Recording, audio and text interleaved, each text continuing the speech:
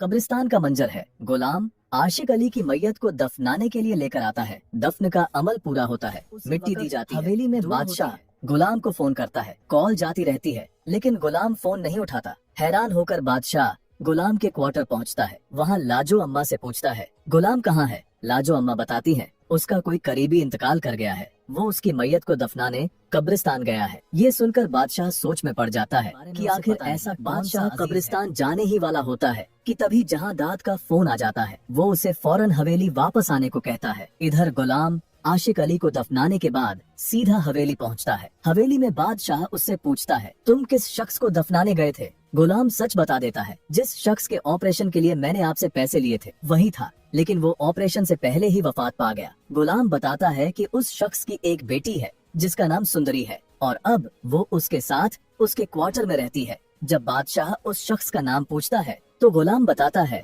कि उसका नाम आशिक अली था। ये सब बातें खुर्शीद बीबी अपने कमरे से सुन लेती हैं। आशिक अली का नाम सुनते ही उनके पैरों तले जमीन खिसक जाती है। 22 सालों में पहली बार खुर्शीद बीबी अपने कमरे से बाहर निकलती हैं और गुलाम से आशिक अली की बेटी और उसकी कब्र के बारे में पूछती हैं। गुलाम और बादशाह खुर्शीद बीबी को इस हालत में देखकर हैरान रह जाते हैं। खुर्शीद बीबी कहती हैं, मेरे पास ज्यादा वक्त नहीं है, मुझे फौरन आशिक अली की कब्र पर ले चलो। तीनों कब्रिस्तान पहुंचते हैं जहां सुंदरी अपने अब्बा की कब्र के पास बैठकर रो रही होती है। सुंदरी रोते हुए कहती है, अब्बा आप मुझे छोड़कर क्यों चले गए? कब्र पर पहुंचते ही खुर्शीद बीबी टूटकर रो पड़ती हैं और भागते हुए सुंदरी को सीने से लगा लेती हैं। सुंदरी हैरान हो जाती है कि ये औरत कौन है। खुर्शीद बीबी बताती हैं कि वो उसकी माँ है और आशिक अली उसका शौहर था। ये सुनकर गुलाम और बादशाह दोनों सख्त हैरान रह जाते हैं। तब बादशाह की नजर सुंदरी पर पड़ती है और उसे एहसास होता है कि यही वो लड़की है जिसने उसे थप्पड़ मारा था। खुर्शीद बीबी सुंदरी को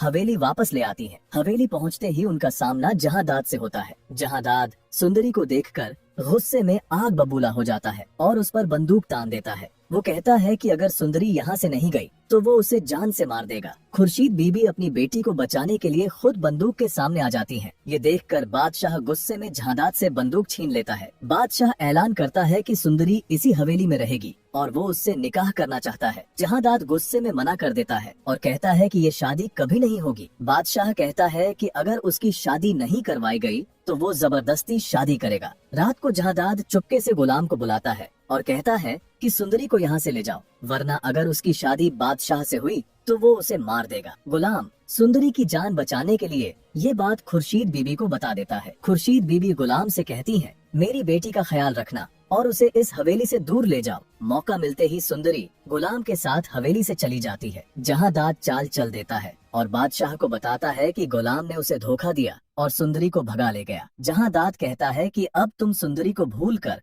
अपनी सियासत पर तवज्जो दो। बादशाह गुस्से में कहता है कि वो सुंदरी को कभी नहीं भूल सकता। बादशाह कसम खाता है कि वो गुलाम को जिंदा नहीं छोड़ेगा और पूछता है कि उसकी हिम्मत कैसे हुई सुंदरी को उससे दूर करने की। अब सवाल ये है, क्या बादशाह वाकई गुलाम को ढूंढ लेगा? क्या सुंदरी कभी सच जान पाएगी? क्या जहांदाद की चाल कामयाब होगी? दोस्तों, ये हमारी प्रेडिक्शन है, गलत भी हो सकती है। आपको क्या लगता है, क्या सच में ऐसा होगा? कमेंट करके जरूर बताएं। वीडियो पसंद आए तो लाइक करें और चैनल को सब्सक्राइब करना न भूलें।